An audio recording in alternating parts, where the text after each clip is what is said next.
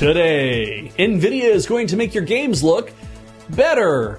You can't see, but I'm using heavy air quotes right now. This is CheckPoint.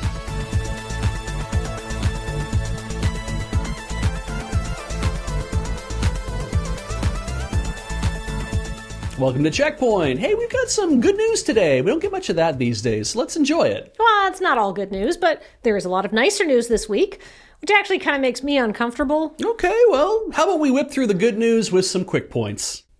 Atlas, following the lead of parent company Sega, is lowering overtime requirements and increasing base salaries, with entry-level positions now earning approximately $2,070 a month. See? Better things are possible, even if that is below the minimum wage here in Victoria.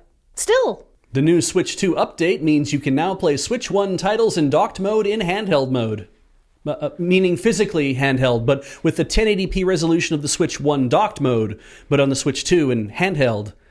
Look, if you know what I'm saying, this is very fun news, and if you don't know, then I guess you still don't. In a move that will probably result in even more tech industry layoffs than it already has, Facebook has finally decided to shut down the VR of its horrid metaverse after it became apparent that the platform didn't have legs. Also, Second Life is still going strong, so skill issue? While not wholly eliminating generative AI from their game Arc Raiders, Embark Studios has apparently been replacing some AI voice lines with human actors. And even better, CEO Patrick Soderlund said out loud in an interview that he knew was on the record, "There is a quality difference. A real professional actor is better than AI. That's just how it is." Now, it is possible that voice actors use more water than your average data center, but it's mostly in the form of lemon tea. This one isn't good, but it is weird. The series' reoccurring character Alex was recently added to Street Fighter VI along with confirmation that his romantic partner Patricia is also his adoptive sister and actual second cousin, which is relevant for the narrative because... ugh. Okay, back to our usual fare. Tim Sweeney, the billionaire creator of Fortnite, has been buying up huge tracts of land in North Carolina and preventing anyone from ever developing them. If you assumed the next sentence was going to be so that he can partner with Mr. Beast to do Fortnite in real life, you wouldn't be alone. Fortunately, for over 100 threatened species of animal and plant, griefing would-be land developers is all the malicious payoff Sweeney seems to need, at least in regards to land conservancy. Sweeney began his campaign of buying up land during the 2008 financial crisis, so I guess trees were the big winner of The Big Short, and not Christian Bale? Hopefully that's some comfort to that one grip. Sweeney continued buying up land, mostly forests in North Carolina, until about 2021, when prices started to menacingly compare against his billions of dollars of net worth. Since then, he's been more focused on finding agencies and drawing up legal provisions to keep anyone from ever developing the land. In April 2021, he gave away 7,500 acres in the Rowan Highlands to the Southern Appalachian Highlands Conservancy, which is currently the largest private land donation in the history of the state. Unless you count that whole colonization thing. Sweeney remains a dingus in his online life and holds the current record in court orders to stop disparaging Google. NVIDIA is the $5 trillion company keeping the world's economy afloat with the promise of a return on investment of artificial intelligence. They used to just make graphics cards, but it's 2026 and everyone needs a side hustle these days. Anyhow, NVIDIA has revealed the latest iteration of its deep learning super sampling render technology, or DLSS. This new version being DLSS 5 and, it's not gone well. By now, you've probably seen this headline image of Grace Ashcroft from Resident Evil 9, or the many memes that have sprung up from said image in her pre- and post-yesified state. I mean, what is there to say here except vitriolic derision? This looks like the Horizon Zero Dawn hire fans meme, and the further memery shows no signs of stopping because a vast majority of people believe this technology deserves to be mocked. Even one of the highest comments on the PC Master Race subreddit of all places is this why I can't afford RAM? Because yes, DLSS 5 is NVIDIA saying, hey, we may have directly caused RAM, GPU, and storage prices to skyrocket, but as a positive, we've figured out how to make your games look worse.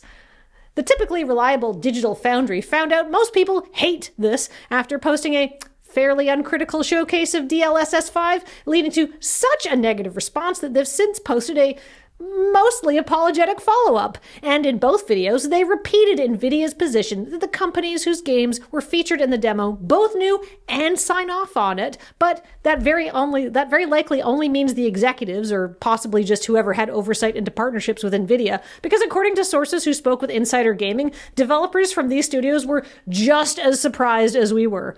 Staunch online defenders of the $5 trillion company rushed to assuage detractors, saying that, hey now, DLSS 5 is not generative AI, it's merely an improvement to how the lighting is rendered. Okay. First off, the lighting looks like everything is being washed by heavily diffused fluorescence, and if anything has less detail or supposed realism, but also, it's absolutely generative AI, according to NVIDIA CEO Jensen Huang. When Tom's Hardware asked Huang about all the backlash from consumers, he opened by saying, well, first of all, they're completely wrong, which is a great way to rebuild a bridge, but continued by explaining that DLSS 5 fuses controllability of geometry and textures with generative AI, and that has been conditioned by the ground truth of the game, whatever that means. He continued to explain, it's not post-processing at the frame level, it's generative at the geometry level. Obviously, Huang talking as if generative AI is beyond reproach makes perfect sense, in the same way that a fart merchant would claim that huffing his farts is not only good for you, but that everyone will be huffing his farts very shortly, and that also your Nintendo is more expensive now because he needs more RAM for his fart machine. Ultimately, we don't actually know exactly what DLSS 5 is doing under the hood, because all we've been told is a bunch of buzzwords, but Wong stressed that this is all still in development, and the people who actually make the games can do whatever they want with this technology. Worth noting, though, is that NVIDIA chose to show us this because they thought it was awesome and that gamers would love it, but all they've gotten back is the most direct, to-your-face, vociferous rejection of generative AI they've been forced to grapple with so far. It's official. A Delaware Court of Chancery has found that Krafton fucked up when they fired the Unknown Worlds executives for daring to try to finish Subnautica 2 in time to collect on a $250 million delivery bonus. Granted, the real decision is a little less crude in its wording. Delaware Vice Chancellor Lori Will wrote in her decision that, quote, to remedy these breaches, Ted Gill is reinstated as CEO of Unknown Worlds with full operational authority over the studio. And that, quote, Gill, with his authority restored, may proceed with the early access release of Subnautica 2 when he deems it appropriate. VC Will also extended the payout deadline because, let's face it, getting locked out of Krafton's publishing platform, having the corporate overlord talk shit about you on your own website, and then having 3 of your bosses fired might have felt a little disruptive to the development process. I'm going to be real with you. I'm just excited every time I see the word Subnautica 2 in print. I just want to eat fish, zip around in weird little sea cars, and set up scanning stations powered by thermal vents. But this lawsuit is far from over since it's been bifurcated, and now the court gets to determine whether Krafton's actions up until now have, quote, wrongfully impaired the payout. So like all popular video game end bosses, there's a second health bar filling up as we speak, and the prize for busting it open could be a ton more cash for Unknown Worlds. Also, I'd be real fucking nervous if I was Unknown Worlds, because Krafton is planning to invest $1 billion in Hanwha Aerospace, an AI and robot-focused defense contractor making shit for the U.S. Navy. I guess CEO Kim must have asked ChatGPT for more ideas on how to sink Subnautica. And now to discuss the psychology of Jeff Kaplan cursing at idiots, here's Cameron. Jeff Kaplan, formerly the director of Blizzard's Overwatch, has made the news twice in the last week. First, for disclosing on the Lex Friedman podcast that he left Blizzard after being told by the CFO that Overwatch has to make Texas with a $sign in front of it in 2020, and then every year after that it needs to make a recurring revenue of Texas with a $sign in front of it, and if it doesn't do Texas dollars, we're going to lay off 1,000 people, and that's going to be on you. Yeah, I'd probably quit too. As director of a huge project, the buck does mostly stop with you, but this seems abusive.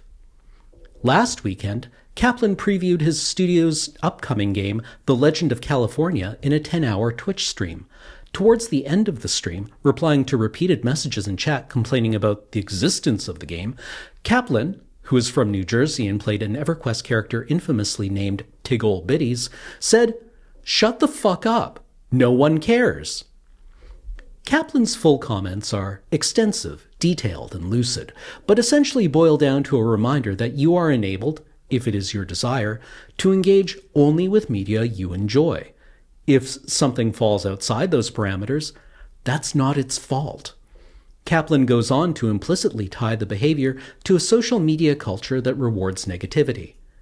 And here we see that shutting the fuck up and its complement, never logging off, recall the twinned instincts of the Freudian libido.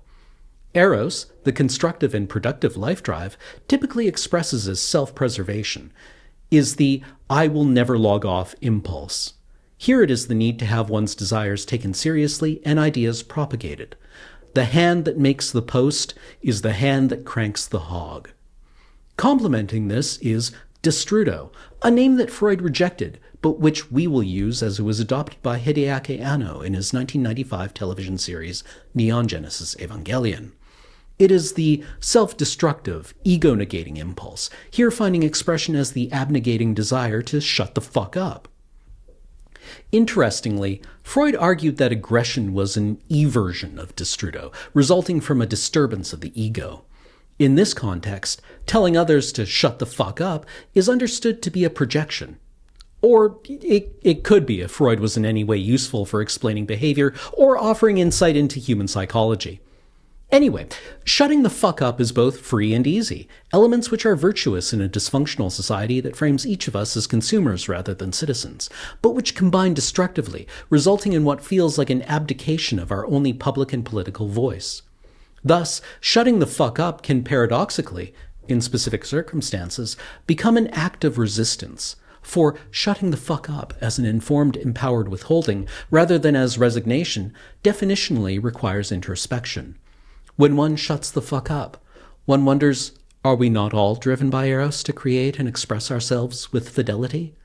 Are we not all undone by Destrudo, as we are coerced into making Texas with a $sign in front of it? Gonna be honest, I thought Destrudo was that guy with the chrome head in G.I. Joe. How'd you ever manage to pass your first year psychology classes? Oh, I didn't need psychology for my business degree. What about ethics?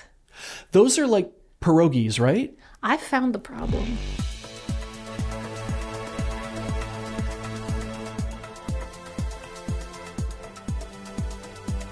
Coming up, Sonic Racing Cross Worlds has revealed its next 3 DLC characters. And to be honest, I don't remember Red, Arl, or Goro Majima being on Team Sonic, but I guess they're a deep cut from the comic books or something. Look at him go. He's got a ship. With wheels. I don't think that's aerodynamic. No. But they're probably not licensing that song, though. No. Well, they're probably racing in a vacuum. Everyone's just, wearing oxygen masks. Yeah. Yeah, that makes a lot of sense. Yeah. Yeah, they're racing like on one of them space rings. Yeah.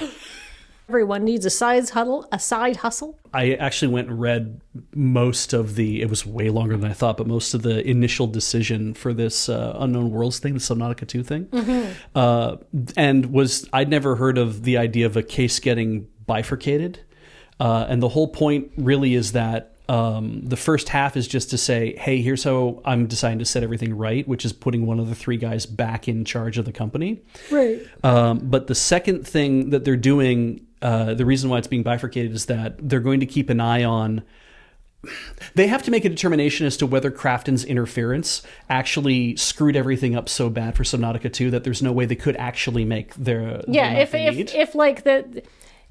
if the court can prove that this interference was like purposeful in a way to get out of paying it, right? Yeah, but not only that, it's that if the interference actually, now that it has been done, that it had already done harm to people wanting to buy Subnautica 2 in the first place, for example, right? And it's like, if they don't think that now they'll be able to make the kind of money that they expect to make. So it's kind of like, we have to put this in phase 2 and we have to wait to see what'll happen. And my sense of it is that they gotta wait long enough for Subnautica 2 to come to early access and then see how the sales are. And if Right. it turns out the sales are great, then it's like, it's no reason for us to interfere. The payout will happen to the extent that it needs to pay out. Right. Because there's details about that. But then it's also like, but if it doesn't happen and you can make it, like both sides make their case and it turns out that it's like, yeah, actually they should have been able to sell more. It's like, well, then forget it. You would still owe the full amount anyway because they lost sales due to you interfering. Yeah. And I don't know, we don't know how any of that's going to turn out yet. But I did think it was interesting that we keep calling it a $250 million payout. I read the doc and found out it's not $250 million. No, it's just the potential of up to, right? Yeah, it's up to that much. And it's like they have to sell a certain amount of the game. And for every dollar they earn, Krafton has to pay them $3.12. And that's how they make their $250. So if you want to, I guess, like get Krafton in the nuts for this one, you could decide to buy a copy of Subnautica 2 when it comes out in early access. You just move some of the rich person money around. Yeah, you're basically moving it from one CEO to another, but from a really big CEO to a much smaller CEO. To a really stupid CEO who I assume is not going to be keeping his job at Krafton after this kind of absolute L. I wonder, like, it's like this cost them so much, like, because not only like they're having to do this payout. Yeah. They Right. almost will certainly be on the hook for it. Like they might dodge it, but they're almost certainly on the hook for it now is what it seems like. Yeah. Yeah, no matter what. So they paid $500 million for the company, and then they have this $250 million potential payout on top of that. And then the CEO is like, man, I didn't want to pay this out because I didn't want to look like a sucker. And I'm like, Don't offer them that. then, yeah, don't offer it in the first place. And, oh, right, the other thing, they cleaned out the board. Krafton cleaned out Unknown Worlds' board and put in all their own people, which Yep. is how they fired everybody in the first place, right? Mm-hmm. And so now the Vice Chancellor has said, you guys don't get to make the decision anymore about this. That before they had said, we're going to take all these guys out and we're going to make it a condition that Subnautica 2 cannot release unless the board signs off on it. And so they've gone, Lori Will has said, you can't do that because the whole point of them selling you Unknown Worlds, the company in the first place, was that they would have full control. So I'm restoring Ted Gill, which restores full control. And now he gets to be the only one who decides when this game comes out. And you have to give him access to your platform and everything to do it. Well, I mean, it was a completely scummy move. And it turns out, I'm just going to say it, if you fucking ask an AI to do your thinking for you, that doesn't do a good job! Terrible job. Anyway, How many hundreds of millions of dollars need to be fucking set on fire before people realize that your own brain is better? I hope this is one of those cautionary tales. Like, I hope it's a thing that people are like, oh shit, maybe we shouldn't. It's like, you should know that already, but I just saw something on Tech Meme going around yesterday that Meta had a problem with a rogue AI agent that just like exposed a bunch of like private personal information to people who should not have been able to see it. oh, and it's Meta who you think would have the people and the expertise to be way better at controlling stuff, but I guess that's not the case. No. Nobody does. No. I cannot stress enough that these things don't think. Yeah. Yep. That's not what they do. No, therefore they cannot be in charge of thinking. If you are in charge of your own thinking, maybe you want to help us with our Patreon to make Texas with a $sign in front of it. According to Cameron's story, patreon.com/loadingreadyrun, a great way to support the stuff we do here. You can also support the YouTube channel. Everybody who does are going to see their names come up after this little bit. And the store has stuff on it. Go to store.loadingreadyrun.com and check out our toque and our scarf and the panelist mug. Yes, we got a new panelist mug. Because new panelist episodes are still going up at this point. Yes, please check out the panelists. There's upcoming good stuff. And it's on the main channel at youtube.com/loadingreadyrun. So I guess everyone needs a side hug. And big ups to Graham, who wrote the very large NVIDIA story, and Nelson, who wrote the story about Tim Sweeney. And Graham wrote a bunch of the QuickPoints too, actually. Yeah. I did nothing this week. Just showed up. Looked average.